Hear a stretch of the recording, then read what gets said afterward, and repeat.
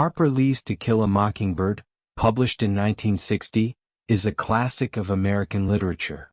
Set in the racially segregated town of Maycomb, Alabama, during the 1930s, the novel is a coming-of-age story that explores themes of racial injustice, morality, and compassion through the eyes of young Scout Finch.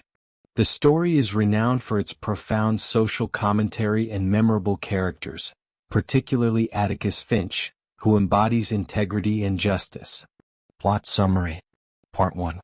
The novel is narrated by Jean Louise Scout Finch, a young girl growing up in Maycomb, Alabama, with her older brother, Jem, and their widowed father, Atticus Finch, a respected lawyer.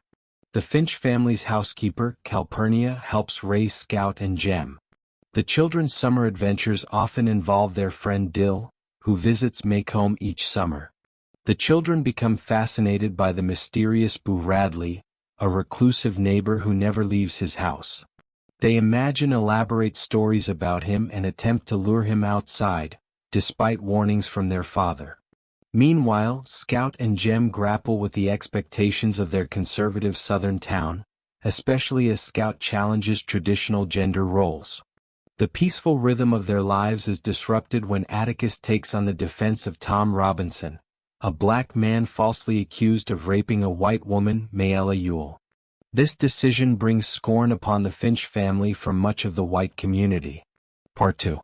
As the trial approaches, Scout and Jem face increased hostility from their peers and neighbors. Atticus remains steadfast in his belief in justice, teaching his children important lessons about empathy and moral courage. The trial is a pivotal moment in the novel. Atticus presents a compelling defense, revealing that Mayella was likely abused by her own father, Bob Ewell, and that Tom Robinson is innocent. However, despite overwhelming evidence in Tom's favor, the all-white jury convicts him. The verdict devastates Jem, who struggles to understand the deep-seated racial prejudices of his community. Tom Robinson attempts to escape from prison and is shot and killed, further underscoring the novel's tragic exploration of racial injustice. Meanwhile, Bob Ewell, humiliated by the trial, vows revenge on Atticus and his family. Climax and resolution. One night, Bob Ewell attacks Scout and Jem as they walk home from a school event. In the struggle, Jem is injured, but the attacker is stopped by an unexpected figure, Boo Radley. Boo carries Jem home and is later revealed to have killed Ewell in self-defense.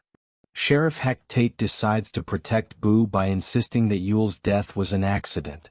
Scout, seeing Boo for the first time, realizes he is not the monster she imagined but a kind and gentle figure. She walks him home, symbolically stepping into his world and understanding his perspective, a lesson Atticus has always tried to teach her. The novel ends with Scout reflecting on the lessons she has learned, particularly the importance of seeing things from another person's point of view. Themes. Racial injustice. The trial of Tom Robinson exposes the deep racial prejudices of the American South and highlights the failures of the legal system. Moral growth. Scout and Jem's coming-of-age journey is marked by their growing understanding of morality, justice, and human kindness. Empathy and compassion. Atticus's advice to climb into someone's skin and walk around in it serves as the novel's central moral lesson. The coexistence of good and evil. The novel examines how people can embody both good and evil, particularly through characters like Boo Radley and Bob Ewell. Social class and gender roles. The novel critiques rigid social structures and expectations, particularly regarding race, class, and gender. Conclusion. To Kill a Mockingbird remains a powerful and relevant novel, offering a poignant exploration of racial injustice, childhood innocence, and moral courage.